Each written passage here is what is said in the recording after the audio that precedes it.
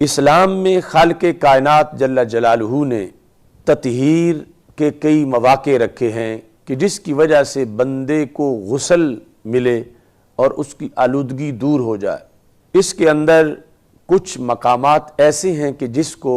عام ہر مسلمان حاصل نہیں کر سکتا، وہ ساری خصوصیت سمٹ کے پھر حج کی صورت میں سامنے آتی ہے۔ سید عالم نور مجسم شفیع معظم صلی اللہ علیہ وسلم کے پاس جس وقت حضرت عمر بن عاص حاضر ہوئے اور وہ کہتے ہیں کہ میرا ارادہ تھا کہ میں اسلام قبول کروں اور جو شرک کی آلودگی ہے، کفر کی آلودگی ہے، میں اس سے صاف ہو جاؤں۔ کہتے ہیں لما جعل اللہ الاسلام فی قلبی، جب رب میرے دل میں اسلام لانے کا شوق پیدا کیا اور میں نے فیصلہ کر لیا کہ میں اسلام قبول کروں، اتیت رسول اللہ صلی اللہ علیہ وسلم، تو میں رسول اللہ صلی اللہ علیہ وسلم کے پاس حاضر ہوا۔ فقلت ابسط یدک، کہ یا رسول اللہ صلی اللہ علیہ وسلم آپ اپنا ہاتھ آگے کریں، لأبایعک، تاکہ میں بیعت کروں اور میں کلمہ پڑھوں۔ فبسط یدہ، تو رسول اللہ صلی اللہ علیہ وسلم نے یوں ہاتھ آگے پھیلایا ان کی طرف، تو کہتے ہیں فقبضت یدی، تو میں نے اپنا ہاتھ پیچھے کھینچ لیا۔ تو جب میں نے اپنا ہاتھ پیچھے کھینچا تو یہ ایک جسارت تھی۔ سرکار دو عالم صلی اللہ علیہ وسلم نے پھر بھی مہربانی فرمائی۔ فقال ما لک یا عمر، عمر تجھے کیا ہے، تو نے خود ہی کہا کہ ہاتھ آگے کرو، میں کلمہ پڑھنا چاہتا ہوں، میں نے آگے کیا ہے، تم نے پیچھے کھینچ لیا ہے، تو اس کی وجہ کیا ہے؟ تو کہتے ہیں قلت اشترط، تو میں نے کہا کہ میں شرط لگانا چاہتا ہوں کہ میرے کچھ شرطیں ہیں، وہ بات اگر منظور ہوتی ہے تو پھر میں کلمہ پڑھوں گا، ورنہ میں کلمہ نہیں پڑھوں گا۔ تو رسول اللہ صلی اللہ علیہ وسلم نے فرمایا تشترط ماذا، کیا شرط تم لگانا چاہتے ہو؟ قلت ان یغفر لی، تو میں نے کہا میری شرط یہ ہے کہ میرے سارے گناہ بخشے جائیں، تو پھر میں کلمہ پڑھتا ہوں، ورنہ میں نہیں کلمہ پڑھتا۔ یہ شرط حضرت عمر رضی اللہ تعالیٰ عنہ نے رسول اللہ صلی اللہ علیہ وسلم کے سامنے رکھی۔ تو ہمارے آقا علیہ السلام نے فرمایا اما علمت ان الاسلام یہدم ما قبلہ،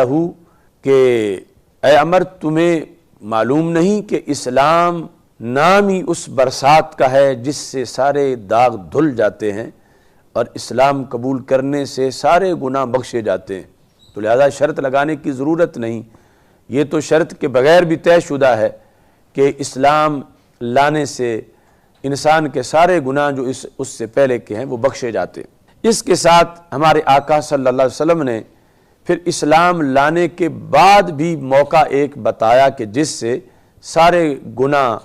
بخشے جاتے ہیں، وہ یہ تھا، فرما ان الہجرۃ تہدم ما قبلہ، اسلام لانے کے بعد جب زندگی میں کوئی مسلمان دین کے لیے ہجرت کرے تو اس ہجرت سے بھی پہلے سارے گناہ بخشے جاتے ہیں۔ اب اس میں جہاں اسلام اور ہجرت کی فضیلت ہے، اب ہم اکثریت مسلمانوں کی ہے کہ جن کو رب ذوالجلال نے ماؤں کے دودھ میں ہی اسلام عطا فرمایا ہے، اور ہم نے کوئی ایک دن، گھنٹہ، منٹ، سیکنڈ بھی کفر و شرک میں نہیں گزارا، تو یہ بہت بڑی سعادت ہے۔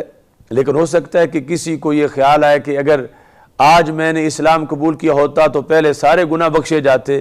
اسلام کی وجہ سے، جبکہ دوسری طرف بہت شرف ہے کہ ہم نے ہوش سنبھالنے سے پہلے سے اس دین پر موجود ہیں۔ اور ایسے ہی جن لوگوں کو ہجرت کا موقع نہیں ملا کہ وہ یہ سوچیں گے کہ کاش کہ ہمیں بھی ہجرت کا کوئی موقع ملتا، جبکہ جو بندہ دارالاسلام میں رہ رہا ہے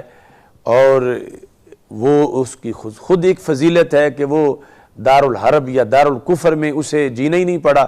وہ ہے ہی دارالاسلام میں۔ تو یہ جو حسرت تھی، اسلام نے یہ ایک دوسری طرح یہ حسرت پوری کی کہ ہمارے آقا صلی اللہ علیہ وسلم نے اسی حدیث کے آخری حصے میں ارشاد فرمایا جو صحیح مسلم میں موجود ہے، فرمایا وَأَنَّ الْحَجَّ يَهْدِمُ مَا قَبْلَهُ، کہ حج کی یہ شان ہے کہ یہ بھی پہلے سارے گناہ دور کر دیتا ہے اور سارے داغ مٹا دیتا ہے۔ اس سے بھی انسان کو ایک غسل مل جاتا۔ اس ترتیب کے اندر نبی اکرم نور مجسم شفیع معظم صلی اللہ علیہ وسلم نے حج کا یہ بڑا فائدہ بیان کیا کہ جیسے اسلام لانے سے ایک بہت بڑا انقلاب آتا ہے اور پہرے سارے داغ دھل جاتے ہیں، اور ہجرت سے یعنی اسلام لانے کے بعد پھر ایک چانس رکھا گیا ہے کہ جس کی وجہ سے انسان کو غسل مل جائے، اور یہ دونوں مواقع نہ بھی ہوں تو حج ایک ایسا سیزن ہے، ایک ایسا موسم ہے اور اللہ کی رحمتوں کا ایک ایسا موقع ہے کہ جس کی وجہ سے نبی اکرم نور مجسم شفیع معظم صلی اللہ علیہ وسلم نے ان لفظوں سے بیان کیا، یہدم ما قبلہ، یہ منہدم کر دیتا ہے، مٹا دیتا ہے پہلے کے جو گناہ ہوتے ہیں، اس کی وجہ سے ان کا صفایا ہو جاتا ہے اور انسان کو ایک انقلاب آشنا زندگی میسر آتی ہے۔